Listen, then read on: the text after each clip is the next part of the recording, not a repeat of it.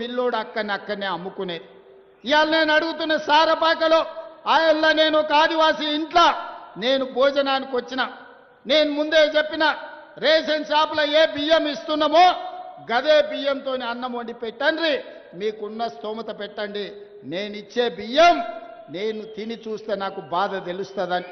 మా ఇంట్లో జూబ్లీ హిల్స్లో, సీనన్న ఇంట్లో జూబ్లీ హిల్స్లో ఏ సన్న బియ్యం తింటున్నామో ఇవాళ పేదోడి ఇంట్లో సన్న బియ్యం తింటుంటే వాళ్ళ కళ్ళల్లో వాళ్ళ పిల్లల ఆనందం చూస్తే,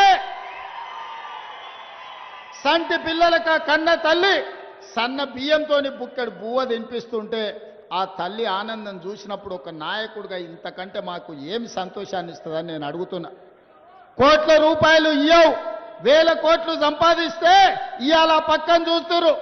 110 నెలల అధికారంలో ఉండి నెలకు 1000 కోట్లు తగ్గకుండా 1,00,000 కోట్ల పైన దోసుకున్నాయన పిల్లలు కత్తులతో పొడుచుకుంటారు ఒకరొకరు పంపకాల తేడా వచ్చి. బావ బామ్మర్ది అక్క తమ్ముడు ఇంటిల్లి పాది తలా ఒదిక్కు తయారయ్యి ఎవ్వనికి వాడు బల్లాలు తీసుకొని ఈపులో ఒడుచుకునే పరిస్థితి వచ్చింది. ఏం సంతోషమైన తండ్రికి 1,00,000 కోట్లు సంపాదించిండు, ఫామ్ హౌజులు ఇచ్చిండు, బంగళాలు ఇచ్చిండు, వ్యాపారం ఇచ్చిండు, టీవీలు ఇచ్చిండు, పేపర్లు ఇచ్చిండు, రాసుకోనికే పేపర్ ఇచ్చిండు, చూపించుకోనికే టీవీ ఇచ్చిండు. కానీ వాళ్ళకు ప్రశాంతతగానే ఆనందం ఇవ్వగలిగిండా? దోపిడీ సొమ్ము ఇవాళ కుటుంబంలో చిచ్చు పెట్టింది. ఇవాళ వాళ్ళు కొట్లాడుకొని ఉరిమి మంగళ మీద పడ్డట్టు వాళ్ళు పొడుచుకునేది విడిచిపెట్టి మన పేర్లు తీసుకుంటారు. మేమేదో ఆన్లైన్ కాలు ఉన్నాం, మేమేదో ఈ లైన్ కాలు ఉన్నామని. నేను ఒక మాట చెప్పదలుచుకునే, ఎక్కువ చెప్పదలుచుకోలే. కానీ 2023 డిసెంబర్లోనే ఆ కాల నాగును మీరు కట్టెతో కొట్టి చంపారు. ఇప్పుడు ఆ సచ్చిన పావును చంపాల్సిన అవసరం నాకుందా? బీఆర్ఎస్ అనే పామును, ఇది కాలకూట విషం ఉన్నది, ఇది ప్రజలను దోసుకునే అనకొండ అని 4 కోట్ల ప్రజలు డిసెంబర్ 3 తారీఖు నాడు బండరాయితోని మోది ఆ కాలకూట విషమున్న కాల నాగును ఆయల్లనే తెలంగాణ ప్రజలు బొందబెట్టిరు, మాడ వలగొట్టిరు. ఇక సచ్చిన పావుని ఇవాళ నేను చంపాల్సిన అవసరం ఉన్నదే? మీ పంపకాలలో పంచాయతీ వస్తే కుటుంబ పెద్ద దగ్గర కూర్చోండి, తెగకపోతే కుల పెద్ద దగ్గరకు పోండి, అక్కడ కూడా తెగకపోతే మంత్రగాన్ దగ్గరకు పోండి. ఎందుకంటే ఏ పంచాయతీ తెగకపోతే మంత్రగాన్ దగ్గర పోయి కూర్చుంటారు. పోయి ఉన్న మంత్రగాన్ని చూసుకొని మీ పంచాయతీ తెంచుకోరు. అంతే తప్ప మమ్మల్ని లాగకండి. మీ కుటుంబ పంచాయతీల మాకు రేషన్ కార్డులు ఇచ్చే పని ఉంది, పేదోళ్ళకి సన్న బియ్యంతో అన్నం పెట్టే పని ఉంది, పేదవాడికి ఇందిరమ్మ ఇల్లు ఇచ్చే పని ఉంది, పేదవాడికి రైతు భరోసా 9 రోజుల్లో 9,000 కోట్లు ఇవాళ పేదోళ్ళ ఖాతాలు వేసినాం. 25,35,964 మంది రైతులకు 20,617 కోట్ల రూపాయలు రైతులకు రుణమాఫీ చేసినాం. రైతులకు రైతు భరోసా ఇవ్వడమే కాదు, రైతు రుణమాఫీ చేసి ఒక్క 16-18 నెలల్లో 1,04,000 కోట్ల రూపాయలు ఈరోజు పేదల ఖాతాల్లో, రైతుల ఖాతాలో వేసినాం.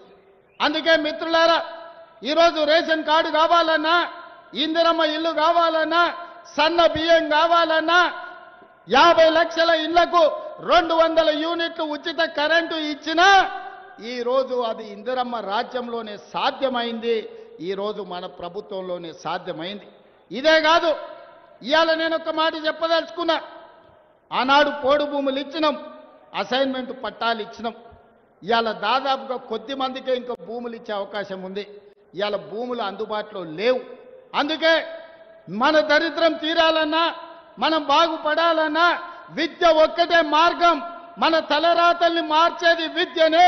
అందుకే విద్య మీద ఈ సంవత్సరం 40,000 కోట్ల రూపాయలు ఖర్చు పెట్టి ప్రతి పేదవాడికి రేషన్ కార్డు, ఇందిరమ్మ ఇల్లు, సన్న బియ్యం ఇవ్వడమే కాదు, మీకు చదువు చెప్పించి మిమ్మల్ని డాక్టర్లను, లాయర్లను, ఇంజనీర్లను చెయ్యాలని ఇవాళ మన ప్రభుత్వం ప్రయత్నం చేస్తుంది.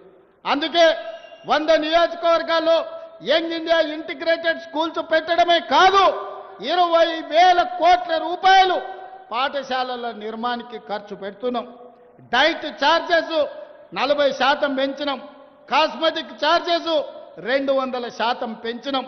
రాబోయే రోజుల్లో అడ్వాన్స్డ్ టెక్నాలజీ సెంటర్లలో సాంకేతిక నైపుణ్యం నేర్పి మన పిల్లలకు ఉద్యోగ ఉపాధి అవకాశాలు కల్పిస్తాం. ఇవాళ సింగపూర్, సౌత్ కొరియా, జపాన్లలో అవకాశాలు ఇప్పటి వరకు ఖమ్మం జిల్లా నుంచి కానీ ఇతర జిల్లాల నుంచి ఈరోజు అమెరికాకు పోతున్నారు ఇంజనీర్లు చదివి. మరి అందరు ఇంజనీరింగ్ చదువుకోలేరు కదా, కొంతమంది ఐటీఐలు చదువుతారు, కొంతమంది పాలిటెక్నిక్ చదువుతారు, కొంతమంది డిగ్రీ చదువుతారు. మరి వాళ్ళకు ఉద్యోగాలు ఎట్లా? అందుకే ఈనాడు అడ్వాన్స్ టెక్నాలజీ సెంటర్లు ప్రారంభించడం, ప్రతి నియోజకవర్గానికి ఒకటి ఇచ్చే బాధ్యత నాది. వేలాది మంది విద్యార్థులు అందులో చదువుకోండి, మీకు సింగపూర్లో, సౌత్ కొరియాలో, జపాన్లో మీకు ఉద్యోగాలు ఇప్పించి మన బతుకుల్లో వెలుగులు తీసుకొచ్చే బాధ్యత నాది. అందుకే ఇక్కడ ఉన్న యువకులకు, వేదిక మీద ఉన్న నాయకత్వానికి నేను సూచన చేస్తున్నా. పేదల బతుకులు బాగుపడాలంటే పేదవాడు చదువుకోవాలి. విద్య ఒక్కటే మన బతుకులను మారుస్తుంది. మనం చదువుకుంటే బాగుపడతాం. ఒకప్పుడు ఆయన గొర్రెలు పెంచుకోండి, బర్రెలు పెంచుకోండి, చేపలు పట్టుకోండి, చెప్పులు కుట్టుకోండి అన్నాడు. మన పిల్లలేమో గొర్రెల్ని పెంచాలంట, బర్రెల్ని గాయాలంట, చేపలు పట్టుకోవాలంట, చెప్పులు కుట్టాలంట. వాళ్ళ పిల్లలు మాత్రం రాజ్యాలు ఏరుకుంటారంట, రాజులు అవుతారంట, రాష్ట్రాలను దోసుకుంటారంట. అందుకే ఇవాళ పేదవాడు పరిపాలన చెయ్యాలి. పేదవాడు డాక్టరో, లాయరో, ఇంజనీరో, ఐఏఎస్ఓ, ఐపీఎస్ఓ కావాలి. కావాలి అంటే చదవాలి, చదవాలి అంటే ప్రభుత్వానికి చిత్తశుద్ధి ఉండాలి. అందుకే నా ఏకాగ్రత మొత్తం చైతన్యం కలిగిన ఖమ్మం జిల్లా ప్రజలకు, యువకులకు నా విజ్ఞప్తి, చదువుకోండి. మీరు చదువుకి ఏం కావాలనో నన్ను అడగండి. ఎవరో సహాయం చేస్తే బ్రతకడం కాదు, మనమే 10 మందికి సాయం చేసేటట్టు ఎదగాలి. ఆ ఎదగాలి అని అంటే ఇవాళ పేదరికం పోవాలి అంటే చదువుకోవాలి. అందుకే మిత్రులారా, ఏ మంచి కార్యక్రమాన్ని మొదలుపెట్టినా మీ ఖమ్మం జిల్లాకే నేను వస్తున్నా. ఇవాళ మీ జిల్లాకి ఇన్ఛార్జిగా కూడా నా మిత్రుడు శ్రీహరిని మీ జిల్లాకు పంపించిన. ఎందుకంటే నా పక్కనే నియోజకవర్గం, నాకు ఎప్పుడు అందుబాటులో ఉంటాడు. ఇంతకుముందు కూనంనేని రామసింహారావు గారు, రామదాస్ గారు, ఆదినారాయణ, చాలామంది ఎమ్మెల్యేలు నాకు కాగితాలు తెచ్చిస్తారు. సార్ మా సమస్యలు ఉన్నాయి. నేను ఎమ్మెల్యేలకు, ఎంపీలకు సూచన, మంత్రి గారు రాబోయే 10 రోజుల్లో నియోజకవర్గాల వారిగా ఈ ఎమ్మెల్యేలను, ఎంపీలను పిలిచి మీ నియోజకవర్గాలలో పరిష్కరించాల్సిన సమస్యలు ఏమున్నాయో మీతోని కూర్చొని చర్చిస్తాడు, ప్రతిపాదనలు తెస్తాడు, కలెక్టర్లు, అధికారులతో మాట్లాడతాడు. వేదిక మీద నుంచి అధికారులకు కూడా నేను సూచన చేస్తున్నా, మీరు వారు తెచ్చే సమస్యల్ని ఏ విధంగా పరిష్కరించాలనో పరిష్కారంతో పాటు అంచనాలను వేసుకొచ్చి ఇవ్వండి. ఖమ్మం జిల్లాను అభివృద్ధి చేసే బాధ్యత ఈ ప్రభుత్వం తీసుకుంటుంది. ఈ జిల్లాలో 3కి మంత్రులు ఇచ్చినాం. మీ ఖమ్మం జిల్లా కీలకమైన జిల్లా, సమయస్ఫూర్తి ఉన్న జిల్లా. ఆర్థిక శాఖ మీ దగ్గరనే ఉంది, వ్యవసాయ శాఖ మీ దగ్గరనే